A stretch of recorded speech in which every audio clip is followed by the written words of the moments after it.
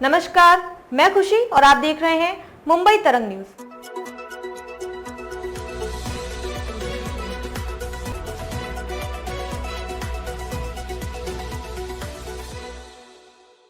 महाराष्ट्र, साल भर में राज ठाकरे ने बदले सुर। एनसीपी की फोटो से बीजेपी पर अटैक। क्या भाई उद्धव से हो गई डील? 2024 लोकसभा चुनावों में नरेंद्र मोदी को तीसरी बार प्रधानमंत्री बनाने के लिए राज ठाकरे ने दिल्ली में अमित शाह से मुलाकात के बाद बिना शर्त समर्थन दिया था। लेकिन ऐसे में जब महाराष्ट्र में ठाकरे ब्रदर्स के एक साथ आने की अटकलें लग रही हैं, तब राज ठाकरे ने बीजेपी की आलोचना करके सभी को चौंकी दिया है।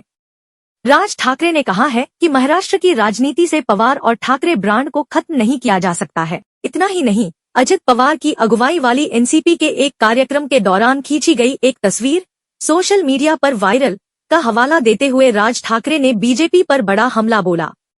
राज ठाकरे ने कहा है कि बीजेपी ने महायुति सरकार में भ्रष्ट नेताओं को शामिल कर रही है। राज ठाकरे के बीजेपी को निशाने पर लेने के बाद उद्धव ठाकरे गुट के नेता संजय राउत ने कहा है कि मराठी लोगों की खातिर राज ठाकरे के साथ गठबंधन के बारे में उद्धव जी का रुख मन से और दिल से है। राज ठाकरे ने यह बयान तब दिया है जब केंद्रीय गृह मंत्री अमित शाह महाराष्ट्र के दौरे पर हैं। राज ठाकरे का बड़ा कटाक्ष। मैंने एक तस्वीर देखी, यह सोशल मीडिया पर वायरल थी। एक कार्यक्रम में मुख्यमंत्री देवेंद्र फडणवीस, अजित पवार, सुनील तटकरे, अशोक चव्हाण, नारायण राणे, छगन भुजबल और अन्य नेताओं के बीच बैठे थे। जब मैंने वह तस्वीर देखी तो मुझे आश्चर्य हुआ और लगा कि भाजपा के समर्थक इसे कैसे देख रहे होंगे। उन्हें लगता होगा कि हमने उन्हें सत्ता से बाहर करने के लिए कड़ी मेहनत की है और अब वे उनके साथ सरकार में बैठे हैं। राज ठाकरे ने बात मराठी पोर्टल को दिए साक्षात्कार में कही। राज ठाकरे ने एक सवाल के जवाब में कहा है कि उन्होंने सवाल किया कि पहलगाम आतंकी हमले में शामिल आतंकवादी कहाँ हैं। उन्होंने कहा कि पाकिस्तान के साथ युद्ध कोई विकल्प नहीं है। पवार ठाकरे ब्रांड नहीं होगा खत्म। एक सवाल के जवाब में महाराष्ट्र नवनिर्माण सेना मनसे के प्रमुख राज ठाकरे ने कहा है कि राजनीति में पवार और ठाकरे ब्रांड को खत्म करने के प्रयास किए गए, लेकिन उन्हें मिटाया नहीं जा सकता।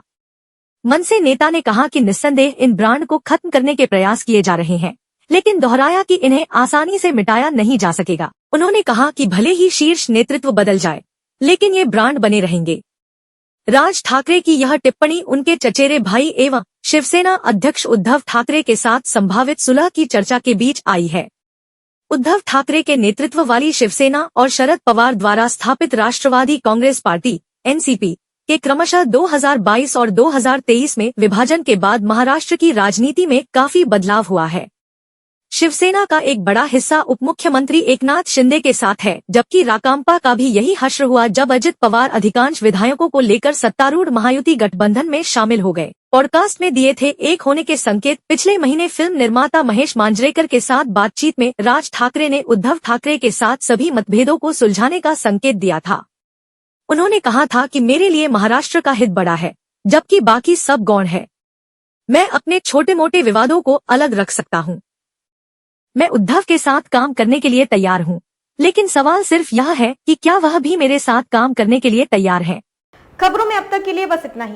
फिर होगी आपसे मुलाकात ऐसे ही एक और लेटेस्ट अपडेट के साथ। तब तक के लिए नमस्कार और बने रहिए मुंबई तरंग न्यूज पर।